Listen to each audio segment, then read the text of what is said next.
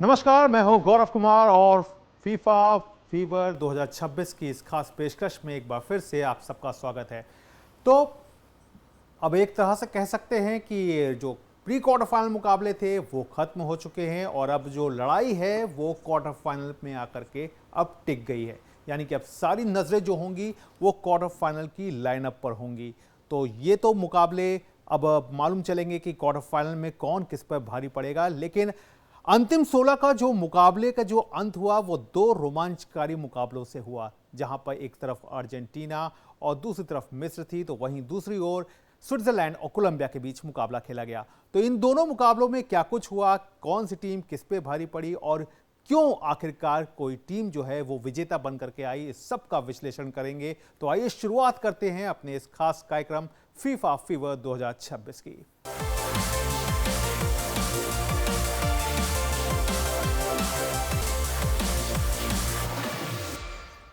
तो सबसे पहले आइए जान लेते हैं कि क्वार्टर फाइनल में कौन कौन सी टीमें गई हैं। तो फीफा विश्व कप में 48 टीमों से हटकर फोकस जो है अब सिर्फ 8 टीमों तक सिमट कर रह गया है। राउंड ऑफ 16 में कई बड़े मुकाबले जो है वो देखने को मिले। तो क्वार्टर फाइनल की लाइनअप आपके स्क्रीन के सामने है। मोरक्को वर्सेस फ्रांस का मुकाबला जो है 10 जुलाई को खेला जाएगा। वहीं स्पेन वर्सेस बेल्जियम का मुकाबला 11 जुलाई को देर रात 2:30 बजे होगा। वहीं नॉर्वे वर्सेस इंग्लैंड का जो मुकाबला है वो 12 जुलाई को देर रात 2:30 बजे खेला जाएगा। जबकि अर्जेंटीना की टीम जो है वो स्विट्जरलैंड के खिलाफ 12 जुलाई को सुबह 6:30 बजे मैदान पर उतरेगी। ये भारतीय समय अनुसार ये सारे मुकाबले हैं। मोरक्को वर्सेस फ्रांस के मुकाबले से क्वार्टर फाइनल की लड़ाई जो है वो शुरू होगी, जो कि 10 जुलाई को खेला जाएगा। वहीं स्पेन वर्सेस बेल्जियम के बीच जो मुकाबला होगा वो 11 जुलाई को होगा। नॉर्वे जो है वो इंग्लैंड के खिलाफ मोर्चा संभालेगा, ये 12 जुलाई को देर रात 2:30 बजे होगा। वहीं अर्जेंटीना जो है वो स्विट्जरलैंड के खिलाफ एक बार फिर से अपने आप को सामने उतारेगा और यह मुकाबला 12 जुलाई को सुबह 6:30 बजे आयोजित होगा। तो इन मुकाबलों पर जो है वो कहीं ना कहीं नजरें रहेंगी और देखना भी ये होगा कि आखिरकार प्री क्वार्टर फाइनल में और अब तक जो भी ये टीमें अपना दमखम दिखाती आई हैं, अब जब एक दूसरे के आमने सामने होंगी तो कौन किससे बेहतर साबित हो पाता है। और आइए अब एक नजर डाल लेते हैं अंतिम 16 के मुकाबले जो खत्म हुए हैं उसके बाद से वो कौन कौन से बड़े नाम हैं जिनके दिल टूट गए, यानी जिनकी टीमें राउंड ऑफ 16 से बाहर हुई। और बाहर होने के साथ ही उनका विश्व कप करियर भी एक तरह से कहना चाहिए इन टीमों के साथ जो बड़े खिलाड़ी थे उनके विश्व कप करियर को भी बड़ा झटका लगा है। तो इस कड़ी में पहला नाम जो है वो क्रिस्टियानो रोनाल्डो का आता है। जी हां, क्रिस्टियानो रोनाल्डो, 41 साल के रोनाल्डो स्पेन के खिलाफ नहीं दिला पाए अपनी टीम को जीत। इस पूरे वर्ल्ड कप में वो सिर्फ 3 गोल कर पाए। तो रोनाल्डो के लिए ये काफी मायूसी भरा पल रहा और अंतिम 16 से टीम को बाहर होना पड़ा। वहीं इस कड़ी में एक और नाम है जो कि बाहर हुआ है, जो कि वो नाम है नेमार। जी हां, ब्राजील के नेमार जो है वो नॉर्वे के हाथों ब्राजील को प्री क्वार्टर फाइनल में हार मिली, जिसके बाद ये खिलाड़ी जो था वो बेहद भावुक हो गया और अपने आंसुओं पर भी एक तरह से कहना चाहिए जो कंट्रोल होता है वो भी नहीं रख सके। तो ये भी कहीं ना कहीं नेमार के लिए एक कहना, जिस तरह से ब्राजील का एक पूरा एक फेवर चल रहा था, जिस तरह से एक कहना चाहिए कलेवर में थी टीम, और खासतौर से नेमार जो है वो काफ़ी इंजरी के बाद उन्होंने वापसी की थी, तो उस तरह को देखते हुए बाहर होना अंतिम 16 से ये काफ़ी इस खिलाड़ी के लिए दुखदायी रहा। वहीं इस कड़ी में तीसरा नाम जो है वो कोलंबिया के रॉड्रिगेज का है, जिनका भी सपना टूट गया। जेम्स रॉड्रिगेज ने पूरे मैच में शानदार खेल दिखाया। स्विट्जरलैंड के खिलाफ जो मुकाबला हुआ उसमें उन्होंने कई मौके बनाए और अपनी टीम को आगे रखने में काफी अहम भूमिका भी ये निभाते रहे। लेकिन मैच जो है वो स्विट्जरलैंड के खिलाफ पेनल्टी शूटआउट में गया, जहां पर इनको हार का सामना करना पड़ा, यानी कि इनकी टीम को 4-3 से शिकस्त झेलनी पड़ी। तो ये तो वो खिलाड़ी हो गए। और अब बात कर लेते हैं कि कल रात जो रोमांचकारी मुकाबला हुआ अर्जेंटीना बनाम मिस्र का। तो मैसी है तो मैजिक है और मैजिक है तो अर्जेंटीना चैंपियन है। यही बात जो है वो प्री क्वार्टर फाइनल में अर्जेंटीना बनाम मिस्र के मुकाबले में देखने को मिली, जहां मिस्र से 2-0 से पिछड़ने के बाद अर्जेंटीना ने मैच में दमदार वापसी करते हुए महज 14 मिनट के अंदर 3 गोल दाग मुकाबले को 3-2 से अपने नाम कर लिया। मैच में अर्जेंटीना का कंट्रोल शुरुआत से दिखा, हालांकि मिस्र ने 15वें मिनट में यासिर इब्राहिम के शानदार हेडर से 1-0 की बढ़त बना ली। 2018 विश्व कप के बाद यह पहली बार रहा जब अर्जेंटीना को विश्व कप में पहले हाफ में गोल खाना पड़ा। पहले हाफ में मैसी को पेनल्टी मिली, लेकिन मैसी पेनल्टी को गोल में नहीं बदल पाए। विश्व कप में दूसरी बार मैसी ने पेनल्टी जो है वो मिस की। इससे पहले ऑस्ट्रिया के खिलाफ भी उनको पेनल्टी जो है वो मिस करना पड़ा था, जबकि विश्व कप इतिहास में 8 में से चौथी बार वो पेनल्टी को गोल में बदलने से चूक गए। मैच में 60वें मिनट में मिस्र के गोल को अमान्य घोषित किया गया, लेकिन 67वें मिनट में मिस्र ने दूसरा गोल कर बढ़त को 2-0 कर दिया। 78वें मिनट तक स्कोर लाइन 2-0 रही, लेकिन 79वें मिनट में मैसी के पास पर क्रिस्टियन रोमेरो ने गोलदाग अर्जेंटीना का खाता खोल दिया। तो 78 मिनट तक मिस्र ने अपनी बढ़त को बनाए रखा, लेकिन 79वें मिनट में मैसी के पास पर जिस तरह से क्रिस्टियानो रोमेरो ने अटैक किया और गोल में बदला, उससे मिस्र अर्जेंटीना का खाता खिला।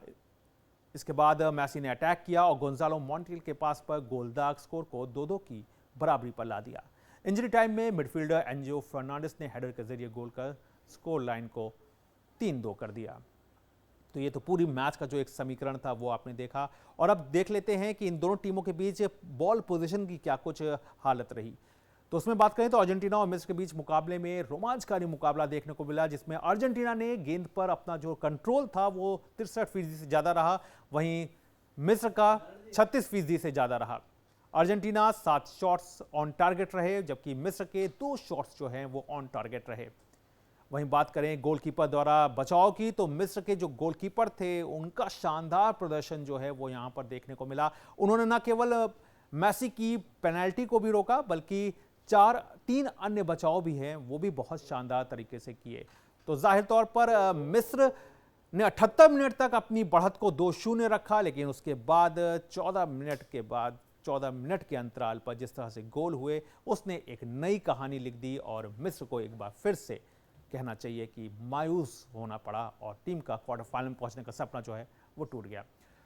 तो इस पर और ज्यादा बात करने के लिए हमारे साथ स्टूडियो में मौजूद है हमारे संवाददाता नारायण सिंह। नारायण, बहुत बहुत स्वागत है। और जिस तरह से ये मुकाबले हुए हैं, जिस तरह से हमने देखा कि किस तरह का एक पूरा माहौल जो था वो चेंज हुआ, क्योंकि लग नहीं रहा था, क्योंकि 78 मिनट तक आप 2-0 से आगे हैं, यहां से कम बैक करना बहुत मुश्किल होता है, लेकिन फिर मैसी है तो मुमकिन है और मैसी है तो मैजिक है। क्या कहेंगे? जी बिल्कुल, आपने मैसी की बात करी। मैसी अगर देखिए तो 39 ईयर्स के हैं। 2014 में वर्ल्ड कप में वो फाइनल में ले गए थे, लेकिन अब इनकी टीम को भी समझना होगा कि मैसी अब उनकी उम्र हो चुकी है, उन पे थोड़ी जिम्मेदारी का जो बोझ है वो कम डालें।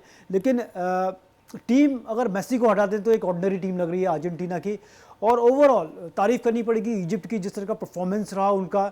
2 गोल से लीड कर रही थी और 78 मिनट में पहला गोल आता है अर्जेंटीना का रोमेरो से, और फिर मेसी 5 मिनट बाद फिर एक और गोल करते हैं, और फाइनली जो एंजो का गोल था, कमाल का गोल था, और उन्होंने अर्जेंटीना को जीत दिलाई। तो कहीं ना कहीं कुछ प्रश्न भी हैं अर्जेंटीना के सामने कि आप एक बड़ी टीम है, विश्व फुटबॉल में एक महाशक्ति के रूप में जानी जाती है, और जिस तरह के डिफेंसिव लैप्सेस रहे आज के मैच में, गौरव देखिए तो अर्जेंटीना के लिए काफ़ी चेतावनी है आगे आने वाले मैचों के लिए, क्योंकि स्विट्जरलैंड के साथ वो अपना क्वार्टर फाइनल मैच खेलेंगे। उसके बाद हो सकता है इंग्लैंड आए, फिर आगे हो सकता है अगर आगे जाए तो फ्रांस आए। तो वहाँ ये सब नहीं चलेगा, क्योंकि अगर आप जब अटैक करने जाते हैं अर्जेंटीना की टीम, उनकी दिक्कत क्या है, जो उनका डिफेंसिव शेप होता है वो काफ़ी बिगड़ जाता है। आज वो उनका जो आज देखिएगा फॉर्मेशन थी तो 4-4-2 की थी, 4 मिडफील्डर खेल रहे थे, लेकिन जैसे वो अटैक करते हैं ना, जो डिफेंस में जो स्पेसेस होते हैं वो काफ़ी ओपन हो रहे थे, वो उनको देखना पड़ेगा। इस चक्कर में उन्होंने 2 गोल भी खाए। तो आने वाले समय में आप देखिए जो इंपॉर्टेंट मैचेस होंगे, उनको जो बॉल के साथ विद द बॉल उनको अपना डिफेंस स्ट्रांग रखना पड़ेगा। ऐसा नहीं कि आपने गोल कर दिया और फिर आप अपोजिशन को बॉल दे दें, आपको बॉल अपने पास रख के ही गोल करना पड़ेगा, मैच में आगे जाना पड़ेगा। लेकिन नारायण, आपको लगता है कि यहाँ से अर्जेंटीना ने उन आलोचकों को भी एक जवाब दे दिया जो अब तक कहते आ रहे थे कि अर्जेंटीना को बहुत एक इजी ग्रुप मिला है, केप वर्डे से थोड़ी बहुत चुनौती मिली, लेकिन यहाँ पे आकर के जिस तरह से उन्होंने कमबैक किया और जिस तरह से एक कहना चाहिए ना कि एक वर्ल्ड चैंपियन की तरह से खुद को सामने लेकर के आए, तो वो कहीं ना कहीं पूरा एक करारा जवाब मिला है आलोचकों को। जी बिल्कुल, अर्जेंटीना बड़ी टीम है, लेकिन जिस तरह से उनके मैचेस रहे, लेकिन जैसे मैं कहना चाहूँगा कि लोग बोल रहे हैं कि एक इजी ब्रैकेट मिला है अर्जेंटीना को, वो कहना देखो आज सबके मतलब जो एक गलत फहमी थी कि इजी ब्रैकेट मिला, इजी ब्रैकेट कुछ नहीं है इस वर्ल्ड कप में। कपा वर्डे जो कि पहली बार इस विश्व कप में खेल रही थी, उन्होंने भी अर्जेंटीना को लगभग हरा ही दिया था, क्योंकि जिस तरह से मैच एक्स्ट्रा टाइम में गया और जिस तरह से चीज़ें हुई तो मुश्किल एक टीम बनी। और आज का मैच देख लीजिए, जो इजिप्ट की टीम लगभग लीड कर रही थी, वो तो एक चमत्कार हो गया कि अर्जेंटीना जिस तरह से एक गोल करके फिर जो इजिप्ट की टीम थी बैकफुट पे आ गई थी और उन्होंने 3 गोल कर लिए। और विश्व कप के इतिहास में पहली बार ऐसा हुआ है कि 78 मिनट तक 2 गोल से पीछे होने के बाद कोई टीम जीती है। तो आप सोच सकते हैं कि जो मार्जिन ऑफ एरर कितना कम है और ऐसे होने की प्रोबेबिलिटी कितनी कम है। टीम बहुत स्ट्रांग है अर्जेंटीना की, बहुत एग्रेसिव फुटबॉल खेलते हैं, लेकिन आने वाले मैचों में ऐसा होगा इसकी कोई गारंटी नहीं है। तो आपको डिफेंस को पैक करके चलना पड़ेगा और वाकई डिफेंस पे आपको काम करके चलना पड़ेगा। लेकिन कल के ही मुकाबले पे अगर बात करें तो काफ़ी कुछ इस मुकाबले में देखने को मिला। जैसे हमने देखा कि रेड कार्ड भी देखने को मिला, अमान्य गोल जो था वो भी, जो अमान्य घोषित कर दिया गया वो भी देखने को मिला, और पेनल्टी मेसी ने मिस की। तो मेसी के लेकर के अगर अब यहाँ पे अगर चर्चा करें हम, तो जिस तरह का एक, हालांकि अगर ये रिजल्ट उलट जाता तो कहीं ना कहीं मेसी पे सवाल होते कि जिस तरह से वो पेनल्टी को मिस करते आ रहे हैं। अगर वर्ल्ड कप की उनकी हिस्ट्री उठा के देखें तो 8 में से 4 बार वो कर चुके हैं और इसी वर्ल्ड कप में 2 बार जो है पेनल्टी मिस कर चुके हैं। तो क्या कहेंगे इसको? जी बिल्कुल, थोड़ा प्रेशर रहता है कभी भी आप पेनल्टी लेते हैं, क्योंकि वर्ल्ड कप का मैच है, हो सकता है थोड़ा बाउ डाउन हो जाए प्रेशर से। लेकिन जो टीम ने नियुक्त किया है मेसी को ही पेनल्टी किक लेने के लिए नियुक्त किया है, तो इस पर विचार हो सकता है, क्योंकि आने वाले मैच अगर पेनल्टी कन्वर्ट नहीं कर सकते तो नहीं हो पा रहे हैं, तो हो सकता है किसी और प्लेयर को देते। काफ़ी अच्छे प्लेयर भी हैं, जूलियन अल्वारेज हैं उसमें, लॉटरो मार्टिनेज हैं, मैक एलिस्टर हैं, तो उसमें कोई इशू नहीं है। लेकिन मेसी के बिना अगर देखिए ना गौरव, मेसी के बिना बड़ी ऑर्डिनरी टीम लगती है। जो पहला गोल आया उसके बाद दूसरा गोल मेसी ने एक पास किया लॉटरो मार्टिनेज को, जिसको कि वो गोल में कन्वर्ट नहीं कर पाए। तो जो मेसी जो दूसरा गोल आया अर्जेंटीना, तो मेसी ने बोला कि आप लोगों की बस की नहीं है, मुझे ही करना पड़ेगा, तो उन्होंने दूसरा गोल किया। आखिरी सवाल बहुत जल्दी से, कि किस तरह से देखते हैं जो पूरा मिस्र ने एक कैंपेन भी अब चला दिया है, खासतौर से रेफरी के अगेंस्ट में चलाया है, और जो कुछ भी देखने को मिला 3 जगह पे मिस्र की शिकायत रही कि उनके साथ थोड़ा एक पार्शियलिटी हुई है, क्या कहेंगे? देखिए गौरव, फुटबॉल का गेम होता है, बहुत फास्ट गेम होता है। देखो, हल्का एक सॉफ्ट टैकल था, उसमें कोई डाउट नहीं है, लेकिन आप जो रेफरी का जो ऑन फील्ड जजमेंट होता है उस पर भी निर्भर करता है। काफ़ी शिकायतें हैं, तारीफ करनी पड़ेगी कि इजिप्ट की बहुत शानदार खेल दिखाया उन्होंने, इसमें कोई दो राय नहीं है। लेकिन इन अफ्रीकन टीम्स को भी कहीं ना कहीं अपने आप में एक जो मानसिक स्तर पे कहीं ना कहीं अपने आप को मजबूत करना पड़ेगा, क्योंकि वो गोल तो हुए ही आखिरकार, गोल तो हुए, उसमें कोई कमी नहीं रही।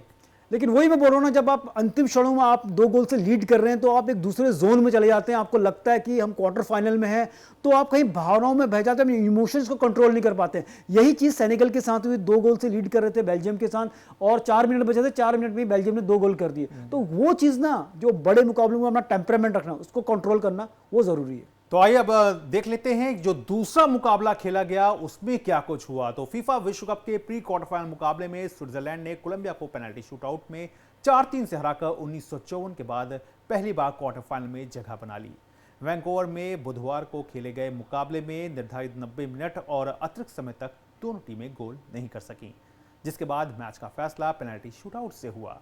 स्विट्जरलैंड की टीम अब क्वार्टर फाइनल में अर्जेंटीना से भिड़ेगी। तो स्विट्जरलैंड के लिए ये एक बड़ी कामयाबी आई, जहां टीम जो है वो कोलंबिया को पार करके अब क्वार्टर फाइनल में अर्जेंटीना के सामने है। तो एक बार फिर से अपने संवाददाता से जुड़ते हैं। और नारायण, स्विट्जरलैंड वर्सेस अर्जेंटीना, जैसे कि अभी हम बात कर रहे थे, हालांकि आप कह रहे थे कि कोई भी टीम जो हल्की नहीं है, लेकिन फिर भी अगर हम देखें Morocco versus France, England versus Norway, Spain versus Belgium, तो उसकी तुलना में तो ये काफ़ी ईजी मिला है अर्जेंटीना वर्सेस स्विट्जरलैंड। उस लिहाज से कह सकते हैं गौरव, ऑन पेपर देखें तो स्विट्जरलैंड और अर्जेंटीना काफ़ी डिफरेंस नज़र आता है, क्लास में, क्वालिटी में। जो aggressive style of football Argentina खेलती है, एक फ्लो में आते हैं, और देखते हैं कि आज ही लास्ट के जो 10-12 मिनट में थे किस तरह से उन्होंने गेम पलट दिया। तो ये क्षमता है इस अर्जेंटीना टीम में। लेकिन कहना चाहूँगा कि इस टीम में अगर देखिए पूरे वर्ल्ड कप में चाहे कपे वार्डे हो, आज इजिप्ट हो, तो वैसा जिस तरह से स्विट्जरलैंड की टीम ने, कोलंबियन टीम बहुत एग्रेसिव और अटैकिंग टीम है, उनको रोका, तो आप हल्के में नहीं ले सकते स्विट्जरलैंड की टीम को, क्योंकि उन्होंने जो उनका मिडफील्ड था, जिस तरह से उनके अटैक्स थे, उनको काफ़ी चोक कर दिया था। तो कुल मिलाकर मुश्किल होने वाला है। कोई भी मैच, क्योंकि इस वर्ल्ड कप में जिस तरह से हर रोज हमको एक नया ऐसा मैच देखने को मिलता है कि वो अलग ही कमाल का मैच लगता है। लेकिन मैं यही कहना चाहूँगा कि सबसे मुश्किल मैच मुझे लगता है जो फ्रांस वर्सेस मोरक्को है, सबसे बड़ा मैच होने वाला है। और वही मैच मुझे लगता है डिसाइड करेगा कि वर्ल्ड कप किधर जा रहा है। अगर फ्रांस जीतती है तो मुझे लगता है कि इसके बाद शायद किसी भी टीम के लिए उनको रोकना मुश्किल होगा। और मोरक्को जीतती है तो मोरक्को ऐसी टीम है, सबसे मुश्किल टीम है, बोलते ना टफ नॉट टू क्रैक, वो ऐसी टीम है, उसको हराना मतलब सबसे मुश्किल है मोरक्को की टीम को। लेकिन अगर स्विट्जरलैंड की खेल की जो रणनीति है उस पर ही बात करें तो आपको क्या लगता है कि स्विट्जरलैंड को अब किस तरह से अपने आप को तैयार करना होगा, जबकि एक ऐसी टीम सामने है जो कि वर्ल्ड चैंपियन भी है, जिसे बहुत एक कहना चाहिए अनुभव है इस स्टेज पे आकर के किस तरह से कैंपेन को आगे बढ़ाना है? देखिए, अर्जेंटीना की जो मुश्किल है, थोड़ा डिफेंस में उसकी दिक्कतें हैं जो हमको आज भी नज़र आई, क्योंकि जब जब अर्जेंटीना अटैक कर रहा था ना, डिफेंसिव लैप्सेस और स्पेस बनते नज़र आ रहे थे। 4-4-2 की फॉर्मेशन से खेले थे, 4 मिडफील्डर लेके आए थे आज, और उन्होंने फ्रंट में जुलियन अल्वारेज और मेसी को रखा था। तो जब वो अटैक कर रहे थे तो काफ़ी पीछे लूप होल्स नज़र आए। तो जो स्विट्जरलैंड की टीम है उनके डिफेंस को देखते हुए अगर वो उस पर अपना डिफेंस मजबूत करके और उन पर जब काउंटर पे करें, काउंटर पे गोल करके, मुझे लगता है वही तरीका है अर्जेंटीना से जीत पाने का। क्योंकि एग्रेसिवली आप सिर्फ अर्जेंटीना पे अटैक करके आप नहीं जीत सकते। अगर अर्जेंटीना पे अटैक करते हो, अगर उनके किसी भी अगर जो फॉरवर्ड प्लेयर है उनके पास बॉल आएगी, वो इतनी गति से जाते हैं, चाहे वो मेसी हो, चाहे अल्वारेज हो, निको पास हैं जिनको आज मौका नहीं मिला, तो काफ़ी बड़े प्लेयर लॉटारो मार्टिनेज हैं जो कि इंटर मिलान के लिए खेलते हैं। तो आपको काउंटर्स पे निर्भर करना पड़ेगा, उनके डिफेंस को चोक करना पड़ेगा, और एक डिफेंसिव स्ट्रैटेजी जो आज आपने अपनाई, जो गोल करने का मौका नहीं दिया अर्जेंटीना को जो पिछला मैच था उसमें, तो वही उनको स्ट्रैटेजी अपनानी पड़ेगी। तो एक कह सकते हैं कि स्विट्जरलैंड को जो मंजाबी उनके जो बड़े खिलाड़ी जो कि इस मुकाबले में हालांकि नहीं दिखे थे, लेकिन उनके पेस का एक काफ़ी ज़्यादा एक फ़ायदा मिलेगा अगर वो फिट रहते हैं अर्जेंटीना के खिलाफ। जी बिल्कुल, लगातार गोल किए उन्होंने स्विट्जरलैंड के लिए इस पूरे टूर्नामेंट में, उनके वो मैच विनर हैं, गोल स्कोरर हैं। तो मंजाबी का ना होना कहीं ना कहीं वो सेटबैक था, लेकिन उसके बाद भी उन्होंने कोलंबिया जैसी अटैकिंग टीम को, जो कि सबसे खतरनाक टीम लग रही थी इस वर्ल्ड कप में, वो उन्होंने किया। तो मुझे लगता है कि कहीं ना कहीं जो स्विट्जरलैंड की टीम है वो वही अपना विनिंग रन को कंटिन्यू रखना पड़ेगी। लेकिन अर्जेंटीना का जो आज कॉन्फिडेंस आया होगा 3 गोल मार के जो अंतिम 12 मिनट में, मुझे लगता है कि मुश्किल रहेगा किसी भी टीम को अर्जेंटीना, क्योंकि एग्रेसिव टीम है, फ्लो के साथ आती है, फ्लेयर के साथ आती है। तो वो मुझे लगता है कि उसको अगर वो रोक पाए स्विट्जरलैंड की टीम। बिल्कुल, जाहिर तौर पर ये तो देखना होगा कि अब क्वार्टर फाइनल की जो लाइनअप बन गई है, अब अर्जेंटीना कमाल करती है या एम्बापे अपने कहना चाहिए कि जो गोल जिस तरह से वो करते हैं, जो स्पीड वो दिखाते हैं, उससे वो आगे बढ़ाते हैं, या स्पेन सबको चौंकाता है, या फिर कहना चाहिए कि स्विट्जरलैंड कुछ नया कमाल कर पाती है। बहरहाल आपने अपना समय दिया इसलिए बहुत बहुत शुक्रिया। तो जाहिर तौर पर ये मुकाबले जो हैं वो अपने ही गति से आगे बढ़ रहे हैं, और एक क्वार्टर फाइनल की जो लाइनअप बनी है वो अब एक रोमांच भी पैदा कर रही है। लेकिन इस रोमांच के साथ गोल्डन बूट की जो रेस है वो भी बहुत ज्यादा रोमांचकारी होती जा रही है। तो आइए जल्दी से देखते हैं कि इस गोल्डन बूट की रेस में कौन आगे है। लियोनेल मेसी 5 मैच में 8 गोल के साथ सबसे आगे अपनी बढ़त जो है वो बनाए हुए हैं। वहीं दूसरे नंबर पर किलियन एम्बापे हैं फ्रांस के, 5 मैच में 7 गोल। अर्लिंग हालैंड 4 मैच में 7 गोल के साथ तीसरे नंबर पर है। वहीं हैरी केन 5 मैच में 6 गोल के साथ चौथे नंबर पर मौजूद हैं। तो ये वो बड़े नाम हैं जिनकी टक्कर जो है वो अब क्वार्टर फाइनल में भी आकर के देखने को मिलेगी। तो यकीनी तौर पर आप यही मानिए कि ये जो खिलाड़ी जब उतरेंगे एक बार फिर से क्वार्टर फाइनल में, तो फिर रोमांच की जो पराकाष्ठा होगी वो अपने पूरे चरम पर होगी, और हम भी आपके साथ इस प्लेटफॉर्म पर बने रहेंगे। बस आप हमें मिस मत करिएगा। हमारे